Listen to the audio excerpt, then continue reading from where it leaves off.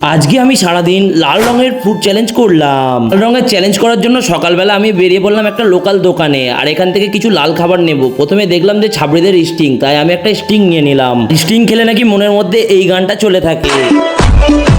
Sting খাওয়ার পর 2 নম্বর challenge করার জন্য বেরিয়ে পড়লাম আবার একটা অন্য দোকানে।